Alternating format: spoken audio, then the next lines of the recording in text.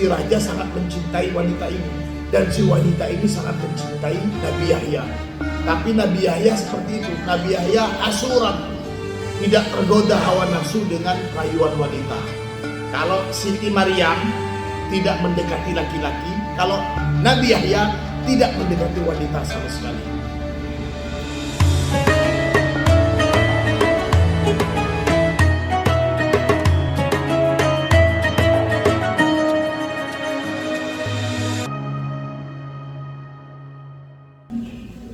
Pada pertemuan lalu kita sudah bahas bagaimana Nabi Zakaria berdoa dengan suara yang sangat rilih sekali kepada Allah di dalam mihrab, tempat biasa Sayyidah Maryam bermunajat. Lantas Allah mengutus malaikat untuk memberikan kabar gembira kepada Nabi Zakaria, annallah yubashiruka biyahya. Jadi nama Yahya itu langsung nama pemberian dari Allah. Kalau orang tua memberi nama anak, tentu nama itu sekaligus menjadi doa atau harapan orang tua untuk anak. Diberi nama umpamanya Abdullah, harapannya tentu supaya anaknya ini betul-betul bisa menjadi hamba Allah yang baik. Dinamakan Muhammad, tentu nisbatnya kepada Rasulullah, supaya menjadi umat Rasulullah yang baik. Diberi nama Abdul Latif, Abdul Karim, Abdul Hamid, Mutmainnah, Aisyah, dan seterusnya. Semua nama-nama itu pemberian orang tua kepada anaknya tidak lain adalah doa sekaligus harapan supaya anaknya bisa menjadi sebagaimana makna atau maksud dari nama itu.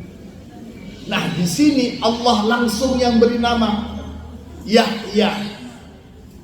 Yahya itu bermakna hidup. Maka di sini dikatakan fahina yusammihillahu ta'ala Yahya.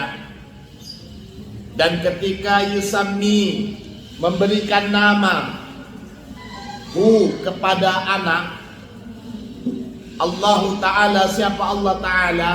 Yahya. Diberi nama Yahya, dalla, menunjukkan apa yang pemberian nama dari Allah itu, ala annahu, bahwasanya Yahya anaknya Zakaria ini sayaisu akan hidup hayatan daimatan, dengan kehidupan yang kekal abadi. Wa hatta yatasanna lahu dzalik. Wa hatta di sini saya maknai agar. Wa hatta yatasanna, dan agar yatasanna menjadi mudah. Lahu bagi Yahya adzalika, apa hidup kekal itu, fala buddha, maka tidak boleh tidak, maka selayaknya ayyub tala liyakuna syahidan. Ayyub tala, dibunuh siapa Yahya, liyakuna, agar menjadi siapa Yahya, syahidan, orang yang mati syahid. Perhatikan, saya kemarin pernah mengatakan bahwa ada beberapa nabi yang sampai sekarang masih hidup tidak mati. Nah, ini saya ralat, saya buka rujukannya, bukan termasuk Nabi Yahya.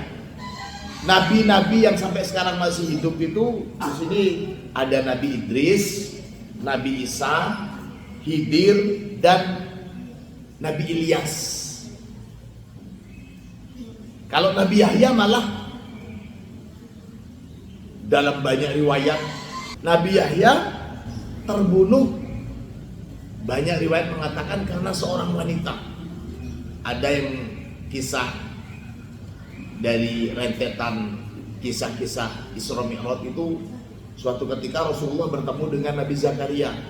Kemudian Rasulullah tanya, "Wahai Aba Yahya, wahai bapaknya Yahya, ceritakan ke saya bagaimana terbunuhnya putra kamu."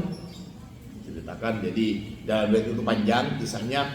Ada seorang wanita yang dalam satu riwayat si wanita ini sudah menjadi istrinya seorang raja. Riwayat lain ada yang mengatakan si wanita ini belum menjadi istrinya. Dalam riwayat yang menyatakan bahwa si wanita ini belum menjadi istrinya seorang raja, si raja sangat mencintai wanita ini, dan si wanita ini sangat mencintai Nabi Yahya. Tapi Nabi Yahya seperti itu, Nabi Yahya asuran, tidak tergoda hawa nafsu dengan rayuan wanita. Kalau Siti Maryam tidak mendekati laki-laki, tidak ada laki-laki yang didekatinya. Kalau Nabi Yahya tidak mendekati wanita sama sekali. Nah, si wanita ini sangat mencintai Nabi Yahya. Tapi karena cintanya ditolak, si wanita ini tahu kalau si raja itu suka sama dia. Makanya dia bilang ke si raja, "Saya mau menikah sama kamu, tapi syaratnya satu. Mintalah apa saja syaratnya. Saya pengen darahnya Yahya." Waktu itu Nabi Yahya sudah terkenal sebagai seorang yang sangat dihormati. Beliau termasuk nabi di kalangan Bani Israel. Kaget si raja, minta yang lain sajalah. Tidak, kalau kamu tidak mau memberikan hadiah darah. Dalam riwayat lain bilang kalau tidak memberikan kepalanya Yahya, saya nggak mau. Maka terbunuhlah Yahya. Yuktal, dibunuh. Banyak riwayat jumhur ulama itu sebab terbunuhnya Nabi Yahya itu karena tidak mau dengan rayuan seorang wanita. Sampai segitunya. Ini fala budda ayyuktala liyakuna syahidan. Maka Nabi Yahya termasuk golongan para syuhada, orang yang terbunuh. Fahaula, maka adapun mereka para syuhada, humul ahya 'ala dawam. Mereka para syuhada itu adalah orang-orang yang hidup selamanya. Orang-orang syuhada itu alladzina mana Allah, mana melarang Allah Ta'ala. Siapa Allah Ta'ala? Melarang apa? An-nakula, pada akan mengatakan siapa kita, alaihim, atas mereka syuhada, amwat, sebagai orang-orang yang sudah mati. Allah melarang kita mengatakan orang yang mati karena syahid, orang para syuhada itu sebagai orang yang sudah mati. Tidak boleh menyebut para syuhada sebagai orang yang sudah mati. Sebagaimana ditelaskan di dalam Al-Quran, wala taqulu liman yuqtalu fi sabilillah amwat. Dan janganlah kalian mengatakan orang-orang yang terbunuh di jalan Allah amwat, sebagai orang-orang yang sudah mati. Bal ahya'un, akan tetapi mereka itu orang-orang yang hidup, walakin, akan tetapi la tashkuruna, tidak merasakan siapa kalian. Ini tegas. Larangan menyebut orang yang terbunuh di jalan Allah, para syuhada itu sebagai orang-orang yang sudah mati.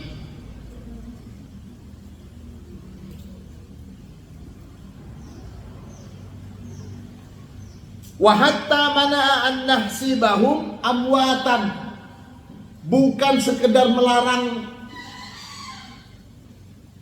atau bukan larangan cuman menyebut mereka para syuhada sudah mati.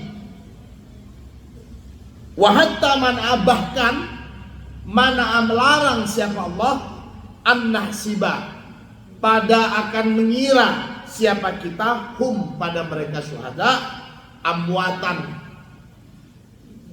Bukan hanya mengatakan dia orang mati, tapi mengira mati saja itu nggak boleh. Nganggep sudah mati itu tidak boleh. Kalau sudah nyebut, oh dia mati, itu tidak boleh. Menyangka sudah mati saja nggak boleh.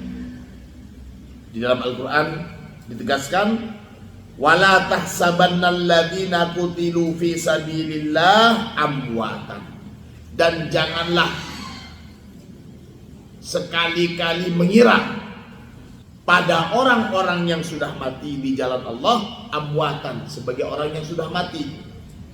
Bal ahya'un 'inda rabbihim yurzaqun. Akan tetapi mereka hidup di sisi Allah dan mendapatkan rezeki. Bun.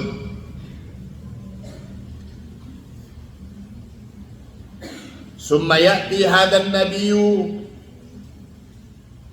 Summa kemudian ya'ti mengabarkan. Saya maknanya di sana mengabarkan.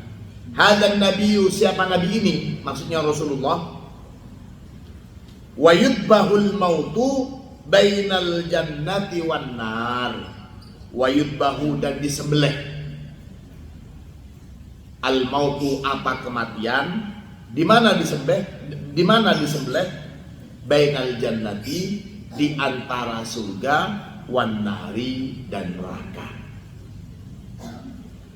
Wa yuqalu li ahlil jannati khuludun fala maut. Wali ahlin nari khuludun bila maut. Wa yuqalu, dan dikatakan li ahlil jannati, kepada para penduduk surga, khuludun fala mauta, kalian kekal di sini, tidak ada lagi kematian. Wali ahlin nar, dan dikatakan kepada penduduk neraka, khuludun, kalian kekal di neraka, bila mautin, tanpa ada kematian.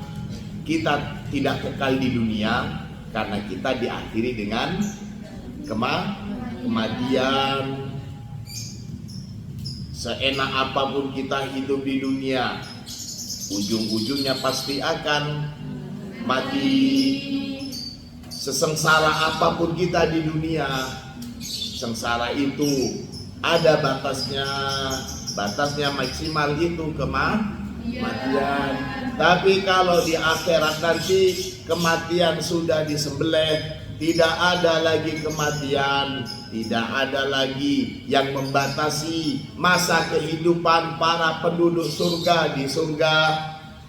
Sebagaimana tidak ada batasan kehidupan di neraka bagi penduduk neraka.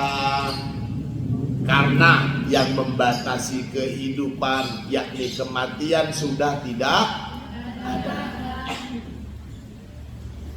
Qala Rasulullah sallallahu alaihi wasallam, Rasulullah bersabda, idza sara ahlul jannati ilal jannah, ketika penduduk surga sudah ke surga, wa ahlun nari ilan nar, dan penduduk neraka sudah di neraka. Jadi posisinya sudah tetap, yang di surga, yang di neraka. Ji'a bil maut, ji'a didatangkan, bil mauti. Maksudnya ji'a bil maut, kematian itu didatangkan. Dalam riwayat lain, kematian itu didatangkan dengan bentuk, ada yang ingat? Kambing warna hitam. Betul. Kematian didatangkan dengan bentuk kambing berwarna hitam. Hatta yuj'al bainal jannati wan nar. Nah, ada di antara surga dan neraka. Summa yudbah, kemudian kematian itu disembelih.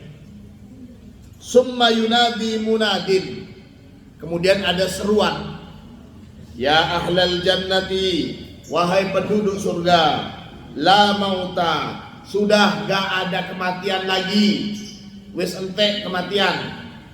Wa ya ahlan nar, wahai penduduk neraka, la mauta, tidak ada kematian lagi.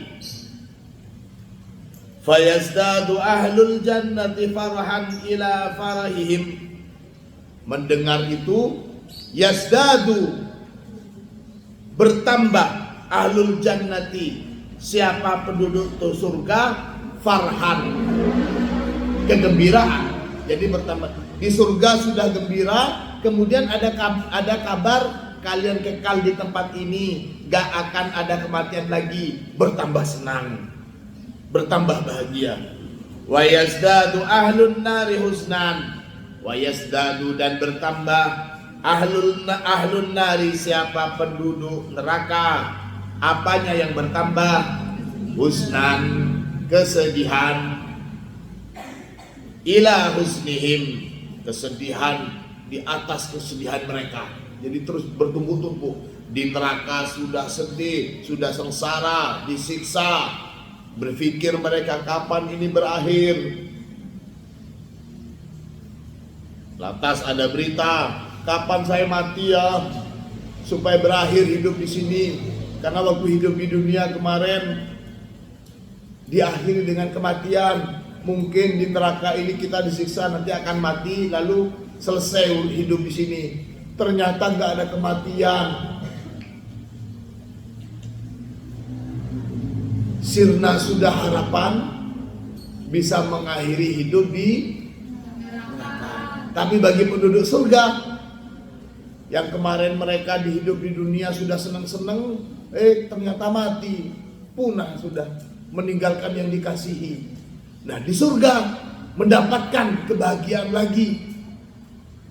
Dan dikasih tahu, kamu tidak mati, sudah di sini. Tidak akan diakhiri kenyamanan hidup di surga dengan kematian. Bahagia mereka. Ini maksudnya. Pun Annallaha yubashshiruka bi Yahya musaddiqan bi kalimatin minallahi wa sayyidan wa hasuran wa nabiyyan minas salihin.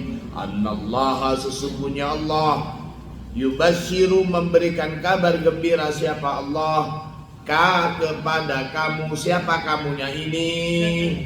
Nabi Zakaria. Memberikan kabar gembira bi Yahya, dengan kelahiran seorang anak yang bernama Musaddiqon. Si Yahya ini Musaddiqon, dia menjadi orang yang membenarkan bi kalimatin minallah. Membenarkan siapa di sini? Bi kalimatin minallah, apa artinya itu? Siapa bi kalimatullah itu siapa? Nabi Isa. Jadi Nabi Yahya ini orang yang pertama kali membenarkan kenabian Isa, kalimatullah. Wa sayyidan, dan Nabi Yahya ini juga menjadi seorang sayyid, panutan. Wa hasuran, dan menjadi seorang yang menahan diri dari hawa nafsu. Wa nabiyan, dan menjadi seorang nabi minas solihin, dia tergolong orang-orang yang soleh. Huwa, adapun Nabi Zakaria, talabad dzurriyyah, meminta siapa Nabi Zakaria? Adzurriyata, pada keturunan, maksudnya anak. Wa ayyakuna waliyan, dan meminta juga ayyakuna, agar supaya ada siapa walad atau anak yang diminta itu waliyan. Fa'atahu, maka memberikan Allahu pada Zakaria, Allahu Ta'ala. Siapa Allah Ta'ala? Memberikan talabahu, pada permintaan Zakaria, waziyadatan, bahkan lebih. Allah memberikan, mengijabai doanya Zakaria lebih dari apa yang dia inginkan, lebih dari apa yang Nabi Zakaria inginkan. Wa ka'annallaha ta'ala qala lah, seakan-akan Allah qala berfirman, siapa Allah, lahu kepada Zakaria, sa'uktika, saya akan memberikan ka kepada kamu Zakaria, nabiyan, seorang nabi, wasamma, dan memberi nama siapa Allah hu pada si nabi, biyahya, dengan sebutan Yahya, dengan nama Yahya. Wa fauqa dzalik, dan lebih dari itu semua, musaddiqon, si nabi ini, si Yahya ini musaddiqon, menjadi orang yang membenarkan, bi kalimatin minallah, membenarkan pada kenabian Isa, kalimatullah, wa ja'ala, dan menjadikan siapa Allah hu kepada Yahya, sayyidan, seorang panutan, tuan. Wa ja'ala, dan menjadikan juga siapa Allah hu pada Yahya hasuran, sosok yang pandai menjaga hawa nafsunya, yang kuat menjaga hawa nafsunya. Musaddiqan bi kalimatin minallah, yang dimaksud dengan musaddiqan bi kalimatin minallah ai bi Isa alaihi salam. Artinya kalimatun bi kalimatin minallah itu Isa alaihi salam. Wa Yahya alaihi salam, dan adapun Nabi Yahya alaihi salam, awwalu man, ialah orang yang pertama, amana, beriman, siapa man, bi Isa, dengan kenabian Isa, wasaddaqahu, dan membenarkan risalah Isa. Ini wakana akbar min Isa, wakana, dan ada siapa Yahya, akbar, lebih tua, siapa Yahya, min Isa, dari Nabi Isa, lebih tua berapa tahun, bisalah sisa nawatin, lebih tua 3 tahun. Wakana, dan ada siapa Isa dan Yahya, ibnai kholatin, anak dari satu kholah. Ada ammah, ada kholah. Kholah itu saudaranya ibu. Kalau ammah saudarinya bapak. Bibi juga, kalau kita sama, nggak membedakan kita. Ada bibi, ada tante, ada apa? Empi, lik, bulik. Nah, itu bulik. Ada bulik, budi. Kalau di Arab, saudari-saudarinya bapak disebut ammah. Kalau saudari-saudarinya ibu disebut kholah. Nah ini, fa ummu Yahya, maka adapun ibunya Nabi Yahya itu, siapa ibunya Nabi Yahya? Ibunya Nabi Yahya, istrinya Zakaria, ya. Fa ummu Yahya, maka adapun ibunya Nabi Yahya itu, hiya kholatu Maryam, adalah bibinya Sayyidah Maryam. Jadi Zakaria itu adalah suami bibi. Suami bibi. Suami bibi itu kalau kalian batal apa enggak wudunya? Batal. Kalau umpamanya kalian cewek, ya. Yang bibi, yang saudaranya ibu kalian itu si wanita, ya. Jadi bibi kalian, suaminya bibi kita itu kita nyebutnya paman juga, tapi wudunya batal kalian. Paham? Paham nggak? Itu. Kalau umpamanya sekarang yang saudaranya bapak, saudaranya orang tua kalian, saudaranya bapak atau saudaranya ibu kalian itu umnya, kalian cewek ya, umnya, kalian nggak bakal wudhu sama ini, sama paman ini, karena dia saudara kandung bapak. Tapi kalau sama bibinya, sama istrinya paman, kalian batal nggak? Boten, sama-sama ceng.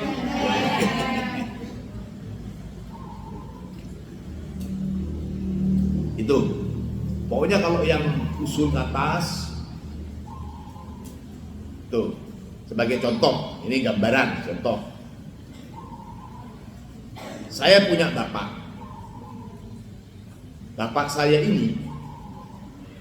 saya ini saudara dengan buyut, kalau boleh dikatakan buyutnya Ica. Kalau bapak saya megang Ica, gak batal wudhu. Tapi kalau saya Ica, batal, karena sudah mengenyamping. Kalau bapak saya ke Ica, gak batal. Kalian juga perhatikan ini. Jadi sekali lagi, yang saudara umpamanya, oh saudaranya bapak saya, saudaranya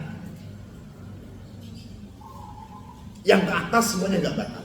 Tapi kalau sudah menyamping, jadi yang saudaranya itu anunya. Tapi kalau sudah jadi sepupu, batal. Ngerti? Sepupu itu batal. Apalagi terus anaknya sepupu ya, terus makin batal. Tuh perhatikan. Jangan anggap remeh itu. Kalian santri harus tahu. Wasayyidan, dan yang dimaksud dengan sayyid di sini, as-sayyid huwa man laisa fi rikki nafsihi. Sayyid itu maksudnya man, orang, laisa yang tidak ada, yang bukan siapa man, fi rikki nafsihi, dalam budak hawa nafsunya. Jadi dia tidak terkendali oleh hawa nafsunya. Ada pepatah yang mengatakan man naja ala hawahu akluhu, maaf, man ala hawahu akluhu faqad naja. Barang siapa yang akal warasnya, pikiran normalnya itu mengalahkan hawa nafsunya, faqad naja, maka sungguh dia menjadi orang yang selamat. As-sayyid huwa man laysa fi rikki nafsi au fi rikki makhlukin akhor, atau tidak dalam hegemoni, tidak dalam kekangan makhluk lainnya, tidak dalam kekangan sesama manusia, tidak dalam kekangan sesama makhluk lainnya, tidak dalam kekangan mobil, tidak dalam kekangan perhiasan, tidak dalam kekangan rumah dan sebagainya. Maksudnya gimana? Pikirnya selalu perhiasan terus, pikirnya selalu pengen pekerjaan, pengen rumah, pengen mobil. Jadi kan terkekang, itu makhluk juga. Bisa merasakan bahagia dengan syarat yang banyak sekali. Kalau bisa merasakan bahagia dengan syarat yang sedikit, kenapa kok capek-capek harus mensyaratkan kebahagiaan dengan yang banyak? Kalau bisa bahagia cuma di Sumber Maron, ngapain harus ke Singapura? Sudah cukup damai dengan tanggen-tangan di depan lapangan, ngapain harus kok bukit-bukit yang salju-salju? Nah, itu contoh. Sayyid, jadi tidak, kebahagiaan dirinya itu tidak terlalu terikat dengan banyak hal. Simple. Itu saja. Semakin kita terikat dengan banyak hal, semakin kita dipermudah. Sayyid ini sih maksudnya dia sudah, ya bisa dikatakan selesai dengan urusan dirinya. Selesai dengan urusan dirinya. Bahasa tasawufnya seperti itu.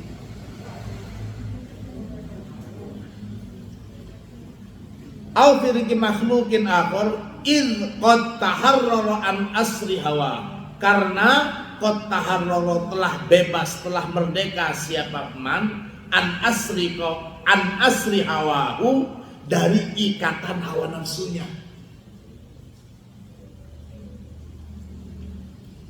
Wa sayyidan hadihi, penyebutan kata sayyid di dalam Al-Qur'an di sini, wa sayyidan wa hasuran wa nabiyyan minas shalihin, disebutnya kata sayyid untuk Nabi Yahya. Hadihi syahadatun ilahiyatun ghaibiyatun bisyadati. Ini syahadatun ilahiyatun, merupakan persaksian ilahi.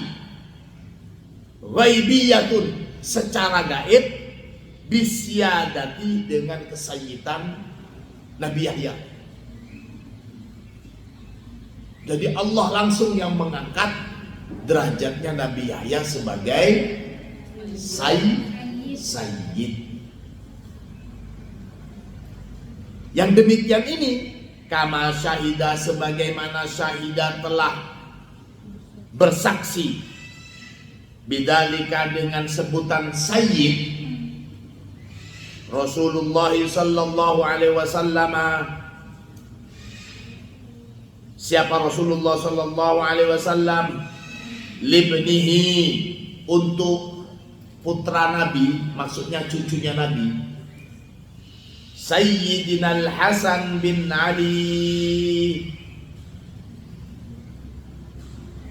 yakni Sayyidina Hasan bin Ali. Jadi julukan untuk duriyahnya Sayyidina Hasan. Sayyidina Hasan ini punya saudara namanya Husain. Ada Hasan, ada Husain. Untuk yang Hasan ini Rasulullah bersabda, faqala, maka bersabda siapa Rasulullah, inna ibni hada, sesungguhnya anakku ini, maksudnya cucuku ini, sayyidun, ialah seorang sayyid. Wala'allallaha, semoga Allah ayyusliha, mendamaikan siapa Allah, bihi, karena Hasan, mendamaikan baina fi'ataini, pada dua kelompok adimataini yang besar, minal muslimin, dari kalangan umat Islam. Nah, mulailah di sini kisah tentang bagaimana pergulatan atau pergantian kepemimpinan setelah khulafaur Rasyidin. Wadhalika, dan yang demikian itu. Jadi Rasulullah memang berdoa mudah-mudahan dengan perantara si Hasan ini dua kelompok besar umat Islam bisa berdamai. Wadhalika, dan yang demikian itu, annahu, bahwasanya sya'an di sini, lamma kutila Aliyun, lamma ketika kutila dibunuh Aliyun, siapa Sayyidina Ali, karramallahu wajhah, ketika Sayyidina Ali terbunuh, baya'a, membaiat, mengangkat sebagai pemimpin, baya'a, mengangkat sebagai pemimpin atau membaiat, hu, kepada Hasan. Hasan ini kakak atau adiknya Husain, kakak. Baya'a, membaiat, ahlul Hijazi, siapa penduduk Hijaz, wal Iraqi, dan penduduk Irak. Jadi ketika Sayyidina Ali terbunuh, langsung penduduk Hijaz dan penduduk Irak membaiat, memberikan sumpah setia kepada Sayyidina Hasan untuk menjadi khalifah. Tapi cuman Ahlul Hijaz sama Ahlul Irak saja. Wa baqiya khalifatan, dan tetap menjadi seorang khalifah. Siapa Hasan? Nahwa sab'ati ashur, sekitar 7 bulan beliau menjadi seorang raja, menjadi khalifah itu 7 bulan saja. Summa saro ila Muawiyah, kemudian saro menuju atau berangkat siapa Hasan ila Muawiyah, kepada khalifah Muawiyah, fi jaisin min ahli al-Iraq wal Hijaz, berangkat masuk dalam rombongan bala tentara dari penduduk Irak dan Hijaz. Jadi sudah siap mau perang, karena waktu itu umat Islam sudah terpecah antara Muawiyah dengan Sayyidina Hasan. Ini sudah mulai terpecah, sama-sama pengen menguasai. Kata penduduk Ahlul Iraq dan Hijaz, ayo kita lawan. Kemudian wasaro ilaihi Muawiyah, wasaro dan berangkat ilaihi kepada Sayyidina Hasan Muawiyah. Siapa? Khalifah Muawiyah fi ahli Syam, yang masuk dalam rombongan atau barisan Ahlus Syam. Jadi kalau yang Sayyidina Hasan memimpin di Hijaz dan Irak, tapi kalau Muawiyah di Syam.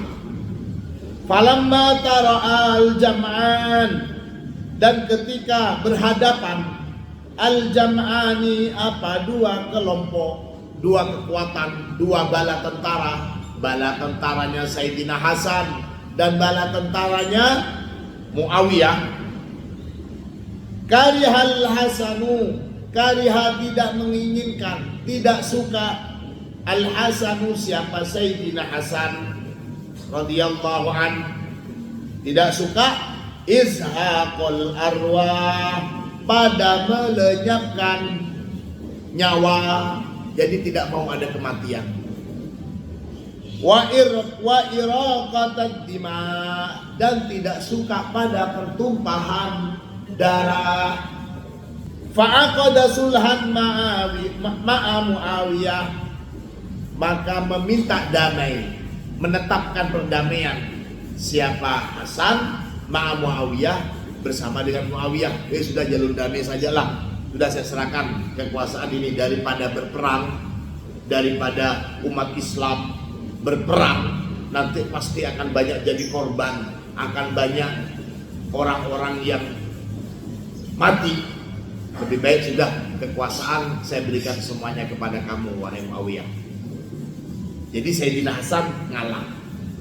Ini bagaimana pergolakan pergantian kepemimpinan, perebutan kepemimpinan di dunia Islam awal-awal setelah wafatnya Rasulullah, terus bergejolak sampai Sayyidina Ali dibunuh. Siapa yang bunuh? Ya, umat Islam juga.